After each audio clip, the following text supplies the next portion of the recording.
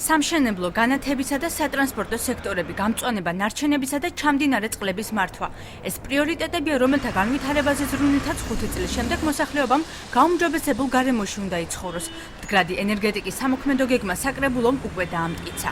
შენობების სექტორი ითვალისწინებს არა მარტო საცხოვრებელი შენობების ან დათბუნებას, ან ენერგოეფექტურ სისტემებზე გადაყვანას, არამედ შენობებში დიოდურ ნატურებზე გადასვლა შეამცირებს, რა თქმა უნდა, უკვე შენობებში ენერგომოხმარების კოეფიციენტს. საუბარი არის საომავლოდ ახალი ავტობუსების ჩანაცვლებაზე, იგივე დაუშვათ ან ბუნებრივ აირზე მომუშავე ავტობუსების ჩანაცვლებაზე. ის ავტომობილები, რომელიც ვერ აკმაყოფილებს იმ სტანდარტებს და შესაბამისად ვერ გაივლის ტექდათვალიერებას, ეს ავტომობილები ამოვარდება ავტომატურად.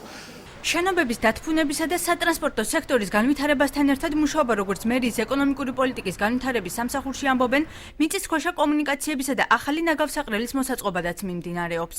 გათვალისწინებულია მისი დაკონსერვება, არსებული დაკონსერვება და გადატანა სხვა ტერიტორიაზე, სადაც ესე ვთქვათ მოხდება უკვე მისი თანამედროვე სტანდარტებით შენახვა. დღევანდელი ნარჩენების შეგროვების პუნქტი, ეგრეთ წოდებული ნაგავსაყრელი, რა თქმა უნდა, არალიცენზირებულია. საკრებულოს წევრს ნაციონალური მოძრაობიდან გიორგი კირთაძე შენიშვნები დოკუმენტის შესავალ ნაწილშიც აქვს, თუმცა ამბობს იმასაც, რომ ყველა პროექტი, რომელიც გარემოში მავნე ნივთიერებების შემცირების მიზნით დაიგეგმა, ახალმა გუნდმა მოსვლისთანავე შეაჩერა, მათ შორის მრავალსართულიანი შენობების დათბუნებისა და ბათუმი ენერგოეფექტური ქალაქის პროექტები. მმართველი გუნდის ხელმძღვანელობით მას პროექტის წარმატებით დასრულებაშიც შეაქვს ეჭვი. ჩვენ ირაკლი ჩავლეიშვილს კიდე 5 წელი უნდა უყუროთ, მაშინ მინდა გითხრათ, რომ აბლე არ გაკეთდება.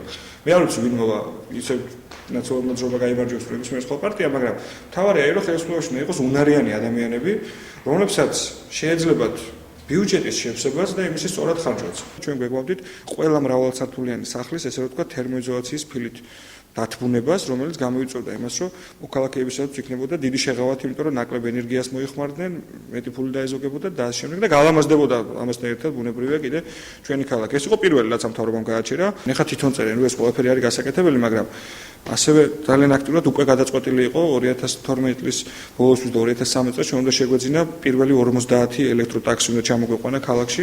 მეცნიერებათა დოქტორი, ექსპერტ-ონკოლოგი მემედ ჯინჭარაძე ამბობს, რომ დაბინძურებული გარემოს სიმსივნის ყველაზე დიდი ხელშემწყობი პირობაა, ამიტომაც თუნდაც მცირედი რაოდენობით მისი გაუმჯობესება სტატისტიკას შეცვლის.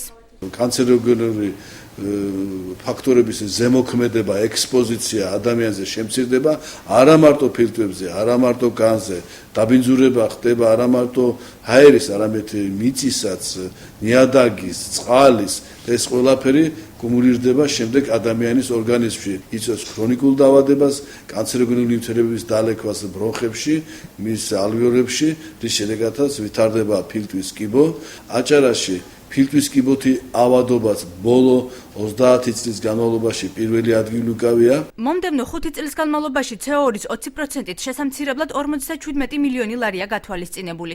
თანხის ძირითად ნაწილს მუნიციპალიტეტი, ნაწილს კი დონორი ორგანიზაციები დაფარავენ. გადაწყვეტილება 2011 წელს მერების შეთანხმების ფარგლებში იქნა მიღებული.